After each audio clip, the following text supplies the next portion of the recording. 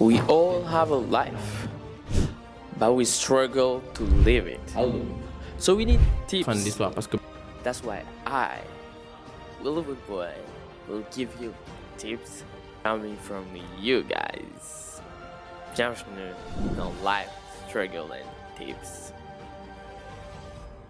Salut bon, Willowy Boy here. Alors bienvenue pour un nouvel épisode du podcast. J'espère que vous allez bien. Ça fait plaisir à nouveau d'être là et d'enregistrer cet épisode avec vous.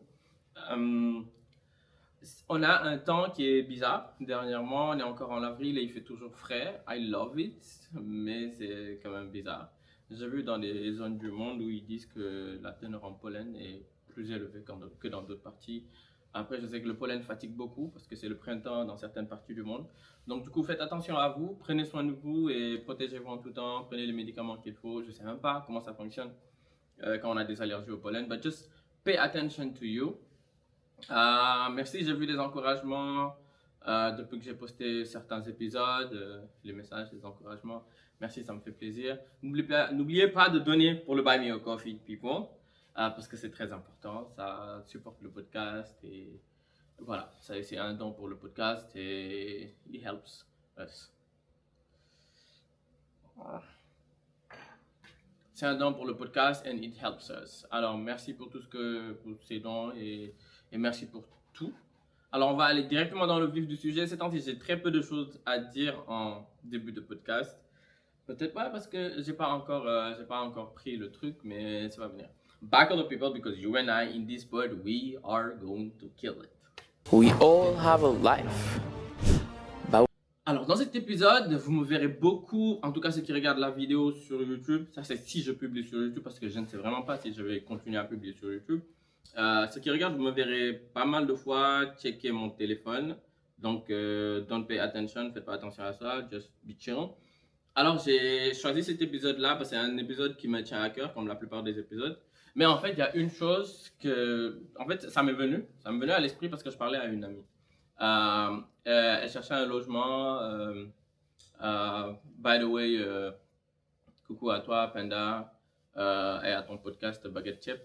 En fait, elle cherchait un logement et, on a eu une discussion par rapport à ça et tout, et j'ai commencé à lui donner des tips. Je me suis dit, mais tiens, les tips que je te donne, je crois que je vais en faire un épisode de podcast. Elle m'a dit, mais pourquoi pas, vas-y, fais-toi plaisir. Et me voilà à faire un podcast qui ne sera pas forcément long, qui sera en format zen, mais un épisode qui pourra donner des tips à la plupart des gens qui cherchent un logement au Sénégal. Alors, la plupart des gens qui sont sénégalais, quand on est sénégalais ou qu'on a grandi ici, qu'on a vécu toute notre vie ici, je crois que c'est plus facile pour ces gens-là de trouver un logement au Sénégal. Mais quand on est expat, quand on rentre au pays, c'est plus dur pour certains de trouver un appartement.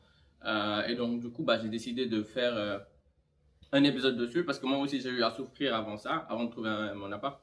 J'ai souffert un peu et donc du coup j'ai décidé de partager mon expérience parce que j'ai cherché un appartement pendant 8 mois avant d'en trouver un et je suis passé par tout plein de choses. Là aujourd'hui maintenant, j'ai un appartement, je connais pas mal de personnes et je peux partager mon expérience avec vous. Alors, back to the people parce que je vais vous partager tout plein d'astuces et j'espère que ces astuces-là pourront vous aider dans vos prochaines recherches d'appartements, dans vos prochaines recherches de tout plein de choses. Right, people? Alors, tips pour trouver des logements à Dakar. En fait, pour trouver des logements à Dakar, c'est la chose la plus dure parce que déjà, il y a une chose, l'immobilier est très cher à Dakar. Les prix ont explosé partout. Il y a des zones, quand tu les veux, dis-toi que c'est de la folie. Quand tu veux des zones, tout ce qui est Dakar Plateau, c'est extrêmement cher. Tout ce qui est Mamel, tout ce qui est Almadi, Mermoz, c'est des zones, c'est la folie. Il y a des zones, franchement, c'est des zones qui s'appellent des zones ne touche pas, quoi. À part quand tu as un certain budget. En fait, quand tu cherches un appartement, c'est en fonction de ton budget. Tu choisis d'abord ta zone en fonction de ton budget et ce que tu veux comme appartement. Si c'est un 2 pièces, si c'est un studio, si c'est un 3 pièces, tu choisis en fonction d'abord de ton budget. Tu délimites ton budget, d'accord?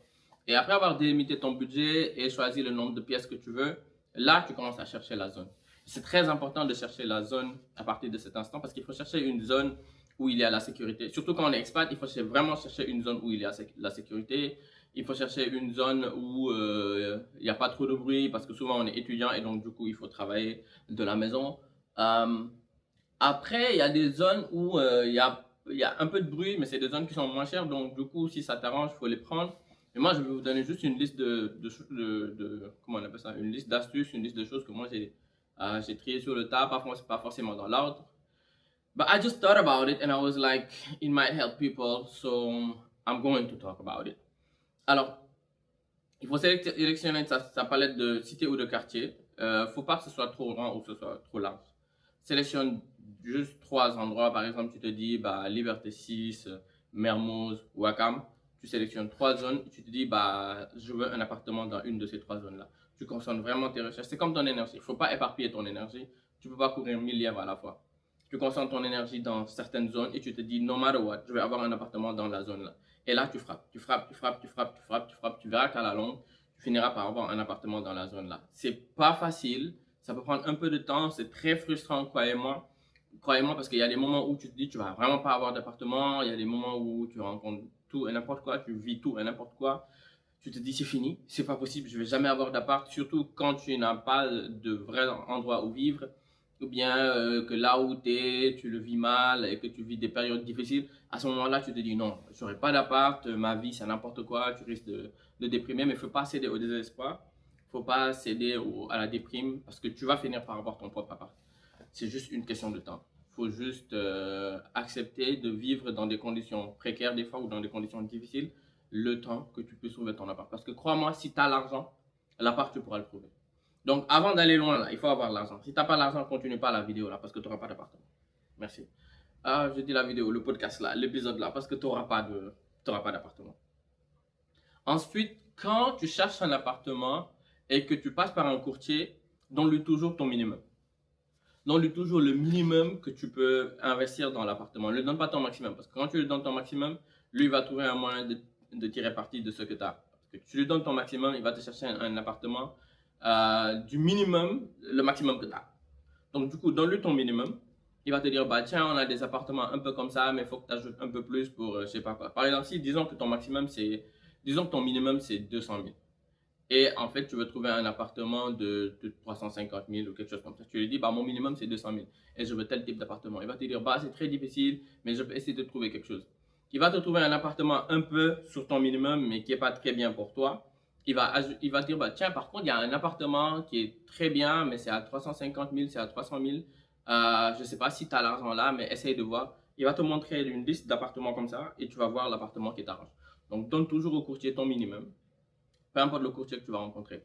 Donne-lui toujours ton minimum et après, tu vas ajuster. Au fur et à mesure, tu vas ajuster et tu vas voir. N'aie pas peur de perdre d'autres opportunités d'appartement.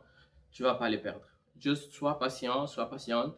Et franchement, n'aie pas peur de discuter, de poser des questions. Ça, c'est très important. En fait, en parlant de courtier, avant que je m'éloigne, quand tu parles à un courtier et que le courtier, il parle trop et qu'il te donne trop d'informations en un coup, bloque-le.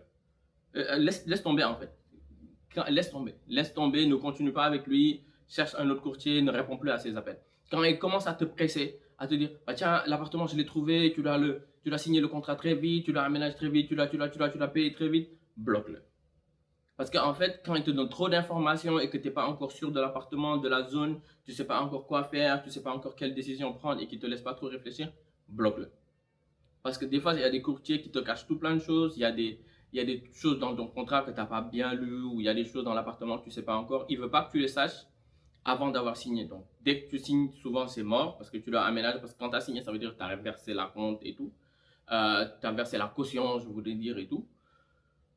Tu ne vas pas t'en sortir si tu ne vérifies pas tout ce qu'il faut vérifier avant d'aménager. Donc, du coup, s'il commence à te presser, à parler dans tous les sens et qu'il y a plein de choses que tu ne maîtrises pas, si en fait tu as l'impression que l'appartement là commence à te dépasser alors que tu n'as pas encore aménagé, bloque-le. Bloque-le. Il ne peut pas porter plainte contre toi, on n'en a rien à foutre. Bloque-le et passe à autre chose. Alors, je disais tout à l'heure, choisis 3 zones ou 2, 3 zones maximum, mais choisis 2 zones. Concentre-toi sur elles, ça va beaucoup t'éviter de t'éparpiller. Il faut toujours, quand tu trouves l'appartement, quand tu trouves d'abord, avant de trouver l'appartement, quand il te trouve la zone, essaye de checker la zone. Il y a 2 choses qui sont très importantes à checker dans une zone. C'est regarder, si on est au Sénégal, on est à Dakar, il faut regarder si c'est une zone qui n'inonde pas. Il y a beaucoup de détails qui montrent qu'une zone inonde ou pas. D'abord, il faut regarder que c'est une zone qui inonde pas parce que, en fait, Quand c'est une zone qui inonde, euh, durant la période pré-hivernale, il y a des herbes qui poussent à certains endroits. Et le sol, c'est un sol, que je cherche le terme, c'est un sol qui dégage beaucoup de poussière. C'est soit un sol un peu argileux ou un sol, quand tu appuies, quand tu tapes sur le sol, il y a beaucoup de poussière qui se lève. Ce genre de sol un peu noir là, il faut éviter ce genre de quartier là parce qu'à coup sûr, vous allez prendre de l'eau. Donc, il faut faire très attention, en tout cas, en fonction des zones où tu vas habiter. Il y a des zones où c'est bien, quand c'est le plateau ou quelque chose comme ça, tu peux, ça va. Il y a des endroits, franchement, ça va. T'inquiète pas pour les inondations. Mais vu qu'on est à Dakar, il y a beaucoup d'inondations dans beaucoup de zones.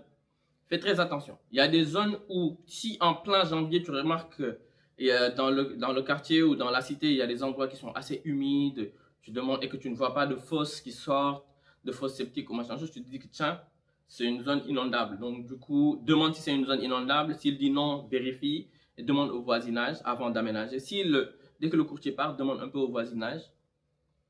Ils vont te donner les vraies réponses avant d'aménager, avant d'aller verser la caution ou quoi que ce soit. Il faut faire attention aux zones inondables parce qu'après, ça te retombe dessus et après, c'est à toi de gérer toutes ces histoires-là alors que tu as déjà aménagé. Il faut faire attention également à quand tu rentres dans un appartement, à l'humidité. J'ai un ami qui avait aménagé dans un appartement qui était plein d'humidité. Dès qu'il a, parce que quand ils savent qu'il y a beaucoup d'humidité, ils mettent une grosse couche de peinture avant que tu arrives. Donc, dès que tu aménages un mois après, tu te rends compte que tes vêtements prennent des taches noires, le mur il prend des taches noires, d'un coup bizarrement, ou bien la peinture se décolle, ou bien tu as une certaine odeur bizarre, ou bien l'air est un peu lourd. Là, tu te rends compte qu'il y a de l'humidité dans ton appartement, tu vas essayer d'en parler à l'agence, ils vont te faire courir, tu vas en parler au bailleur, ils vont te faire courir. Vérifie d'abord qu'il y a de l'humidité dans ton appartement, s'il y en a ou pas dans ton appartement avant d'aménager. C'est très simple. Regarde en bas des murs, pas en haut. Regarde en bas, au niveau des murs, regarde en bas. Observe bien, touche les murs s'il le faut. Reste un peu dans la pièce, essaye de humer l'air de la pièce. Un appartement où il y a de l'humidité, ils vont l'ouvrir avant que tu arrives. Donc, du coup, même quand tu es là, reste un peu dans la pièce. Attends. Observe bien les coins en bas, là, entre les murs. Il y a toujours des trucs qui ne montent pas. Ils ont beau mettre de la peinture, à un moment donné, l'air est un peu lourd et il y a des petits signes qui ont séché ou bien qui sont là. Donc, il faut faire attention à l'humidité ou sinon demande. Demande s'il y a des problèmes d'humidité ou pas. Parce que si vous en avez parlé en amont et que tu lui as dit est-ce qu'il y a des problèmes d'humidité et qu'il te dit non, tu peux le souligner après et le forcer à trouver une solution avant que tu te bats. Parce que souvent, des problèmes d'humidité, c'est des problèmes liés soit à la zone quand on est au rez-de-chaussée, soit à une fuite qui est dans le mur quand on est à l'étage. Et donc, du coup, tu auras du mal à régler ça. La seule solution que tu auras, c'est de partir. Donc, tout ce que tu pourras faire si tu as versé une caution, c'est d'attendre que ta caution elle passe et tu pars. Mais on sait tous que quand tu as déjà réuni une telle somme, réunir encore la même somme pour déménager à nouveau, c'est très cher. C'est dur parce que déménager coûte cher. Déménager coûte extrêmement cher, tu galères comme pas possible, tu dépenses tes millions juste parce que tu dois déménager. C'est très compliqué. Donc du coup, faites très attention à des détails comme ça. Et un autre détail auquel il faut faire très attention, c'est regarder si c'est un quartier sûr, si c'est une zone sûre. Parce qu'ils vont toujours te dire dans les annonces, non, c'est une zone sûre. Le monsieur qui te fait visiter va te dire que c'est une zone sûre, mais fais très attention parce qu'on ne sait jamais.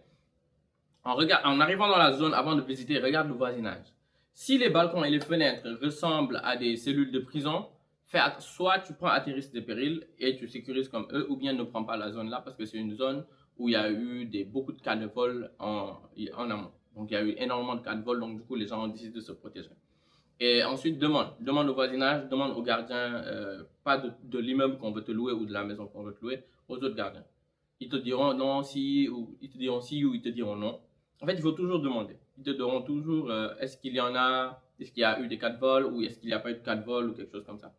Et s'il y a des cas de vol, c'est à toi de voir. Si tu es quelqu'un qui est tout le temps chez toi et qui n'a pas peur de tout ça, bah, tu peux rester et barricader ta maison. Sinon, barricade ta maison, au pire, ne prends pas là-bas. Si tu es sûr que tu ne pourras pas gérer ta sécurité, parce que même avec une caméra de surveillance, tu vas juste identifier les voleurs, mais n'empêche, ils vont quand même te voler. Donc, du coup, n'aménage juste pas là-bas, change d'endroit. En parlant de ça, une autre chose, je disais que ce n'était pas dans l'ordre parce que je n'ai pas noté dans l'ordre. Pour trouver un appart, je disais toujours au début, je disais au début qu'il y a des courtiers, il y a des agences, mais il y a une autre chose qui est très importante pour trouver un appart, surtout à Dakar, les groupes Facebook. Les groupes Facebook sont très importants, il faut intégrer le maximum de groupes Facebook possible. pour pouvoir voir les annonces des appartements, pour savoir quel appartement, dans quelle zone et c'est quoi le prix. Il faut toujours regarder les annonces où c'est bien détaillé. Appartement, zone, prix, nombre de pièces. Il faut tout le temps voir comme ça. Après, des fois, on est dans le rush, on veut coûte que coûte un appartement, on voit une zone, un prix et on fonce. Il faut bien regarder la zone, regarder c'est quoi les tenants et les aboutissants, pourquoi le prix de l'appartement est cher, pourquoi ici c'est moins cher par rapport à l'autre. Des fois, c'est parce qu'il y a des problèmes d'électricité, des fois, c'est parce qu'il y a des problèmes d'humidité, des fois, c'est parce que le quartier il est pas sûr, voilà pourquoi le prix il est pas cher. Des fois, c'est parce que c'est loin, très loin, voilà pourquoi le prix il est pas cher. Donc, du coup, il faut faire très attention.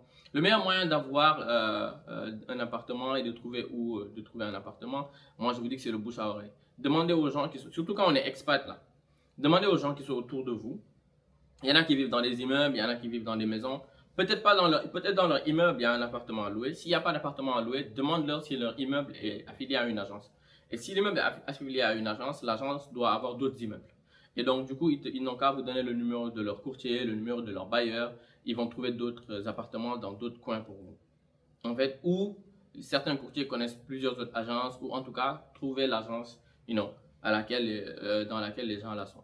Maintenant, si vous avez connaissance d'une cité qui n'est pas mal, où il y a 1 ou 2 appartements dans certains immeubles, y aller à pied, c'est très important. Moi, je pensais que c'était pas vrai parce que je me disais que c'était pas possible de localiser une zone et d'y aller à pied et demander est-ce qu'il y a des appartements qui sont à louer ici.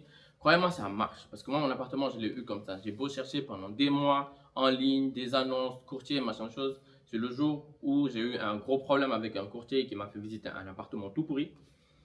Arrivé sur place, j'ai commencé à marcher et à demander dehors, partout. Et j'ai vu des gens, tu vois, les groupes de personnes assis aux boutiques là. C'est des gens qui connaissent tout de la cité. Tout, absolument tout.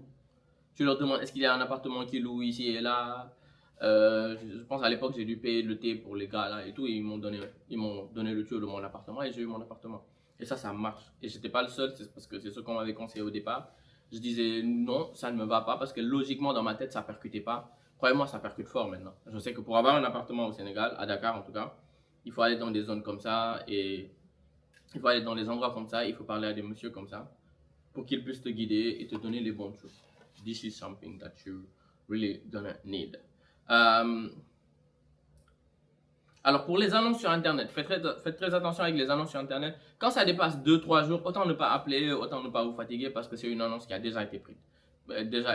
C'est un appartement qui a déjà été pris, surtout quand ça s'approche de la zone de l'hivernage. Il y a une zone durant laquelle il est plus facile d'avoir un appartement, disons que c'est entre décembre, janvier, février jusqu'à avril, mai. Passer avril, mai, juin, juillet, août, septembre, octobre, c'est très dur parce que c'est une zone pré-hivernale et hivernale. Tout le monde a besoin d'appartements. Les gens, leur appartement est inondé, d'autres l'eau coule du plafond, machin chose. Donc, il y a plein de gens qui ont besoin d'appartements. C'est une zone, c'est une haute saison pour les gens qui louent des appartements et tout. Donc, du coup, tout le temps, c'est en manque. Donc, la meilleure période pour louer des apparts, c'est entre décembre et mai. Là, tu dois chercher un appart. Les prix peuvent être raisonnables. Tu veux trouver un appartement plus facilement. Et en fait, les courtiers vont être plus cool avec toi parce que c'est une période où les gens cherchent moins des apparts. Mais quand j'arrive dans la période hivernage là, on va te dire c'est à prendre ou c'est à laisser. Peu importe le prix que tu expliques, tu essaies de faire des jeux, on va te dire soit c'est à prendre ou c'est à laisser. Parce que le gars, il y a 5 personnes qui attendent le même appart. Si tu dis non, il fait visiter à 3 ou 4 autres personnes. Si tu ne prends pas, une autre personne va prendre à la minute où tu dis non. Donc du coup, il faut faire très attention et choisir le bon moment pour pouvoir, pouvoir checker. C'est ça, c'est si tu as le temps.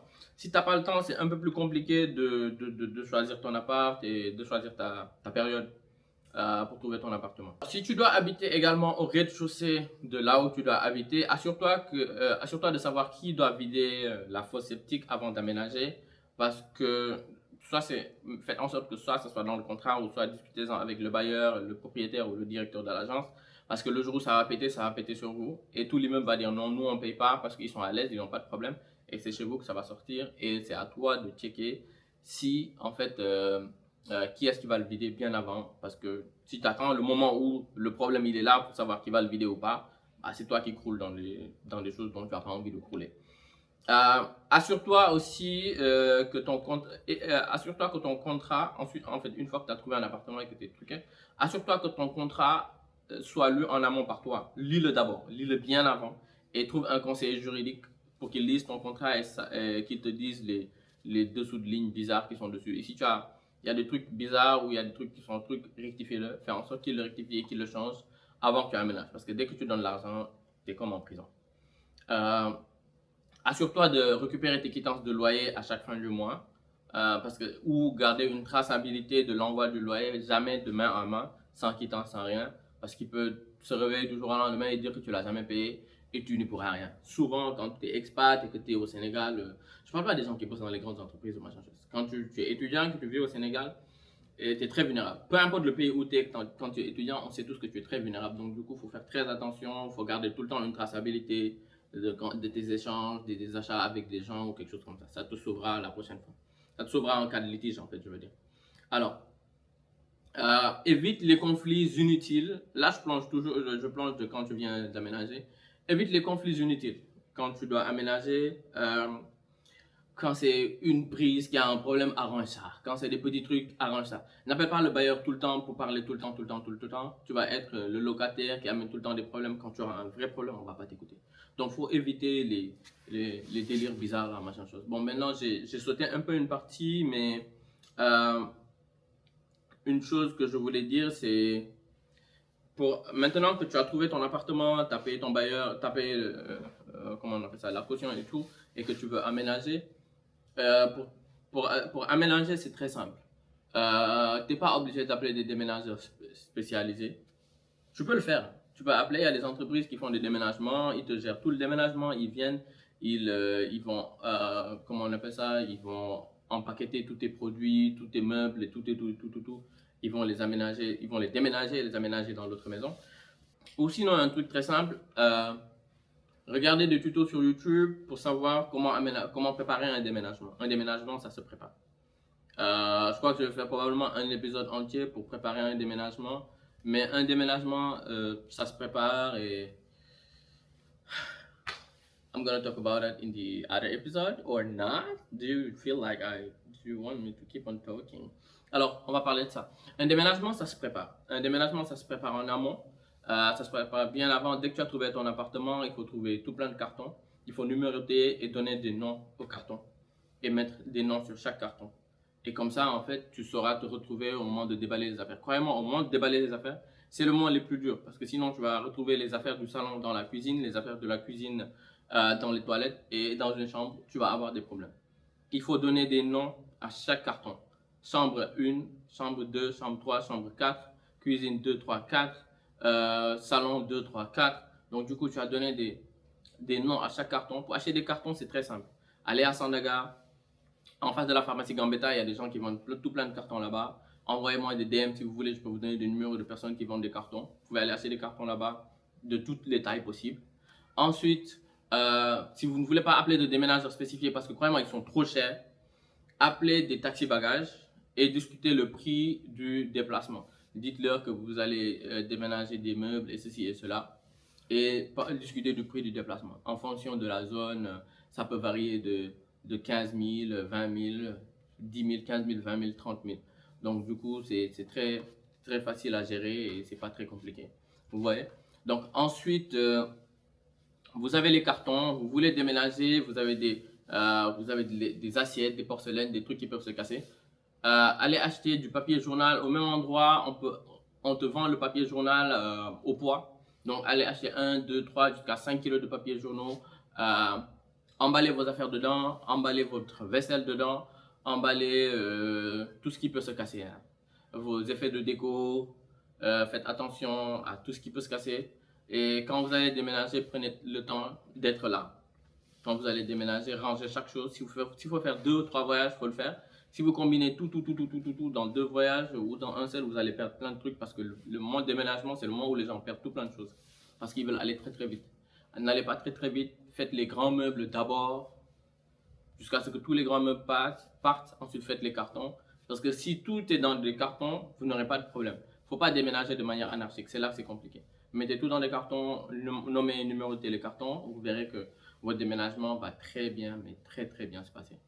Alors, discutez avec le chauffeur, dites-lui, soyez très honnête avec lui. Si vous habitez au 3e de là où vous allez aller, dites-lui que vous habitez au 3e. Si vous habitez au rez-de-chaussée, dites-lui que vous habitez au rez-de-chaussée. Ça va éviter les conflits inutiles au moment du déménagement ou de l'aménagement. Croyez-moi, c'est très important.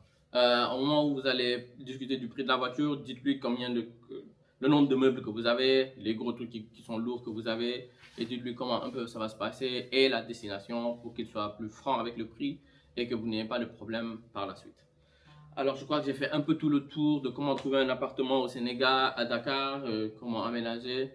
Bah, peut-être plus tard, je vais vous donner des astuces sur comment ameubler sa maison à moindre coût et comment acheter des produits également à moindre coût because we're not rich, we're trying to make it happen and it is what it is. Merci people, that was just amazing.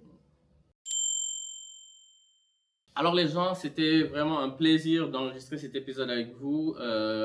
Bah oui, je me remets de plus en plus, je me remets de plus en plus à cheval du pod. I'm liking it more and more. J'ai jamais arrêté de l'aimer. J'arrivais juste pas à trouver un bon créneau pour enregistrer et tout. C'est juste pas évident. I'm trying to make it happen as much as I can. I'm trying to make it happen. Alors, merci pour vos retours. Merci pour votre soutien infaillible pour le podcast. Partagez le podcast, s'il vous plaît, en tout temps. Life Struggle and Tips, Spotify, Apple Podcasts, YouTube, toutes les plateformes d'écoute de podcast. On est disponible partout. Notez le podcast 5 étoiles, s'il vous plaît, sur Spotify, sur Apple Podcasts. Et oui, principalement sur les deux là. Laissez des commentaires, je vais les lire et je répondrai. Ça me fait très plaisir de lire et de répondre. Partagez le pod pour que d'autres personnes puissent y avoir accès, qu'on puisse agrandir la communauté. Continuez à m'envoyer des DM. Donnez-moi vos impressions du podcast si ça vous parle, si vous n'en avez pas envie, just don't. Faites un don pour le Buy Me a Coffee, c'est $5 pour le Buy Me a Coffee. Le lien est en description. Vous cliquez dessus, vous payez avec votre Apple Pay. Ou sinon, vous cliquez, vous dites que vous n'avez pas d'Apple Pay, vous allez pouvoir payer avec votre carte bancaire. Merci pour ceux qui l'ont déjà fait. Merci pour ceux qui sont en train de payer. Si vous n'avez pas payé, pourquoi j'ai dit payer? Si vous n'achetez pas de café, c'est toujours pas grave. Vous écoutez le pod et moi, ça me fait déjà plaisir. Faites-moi des retours et dites-moi comment vous vous sentez par rapport au pod. Voilà. Même mes fans du podcast maintenant ont changé. On dirait que je suis devenu un peu plus mature. Back on up people, because you and I in this pod, we are going to kill it. See you for the next episode. Bye.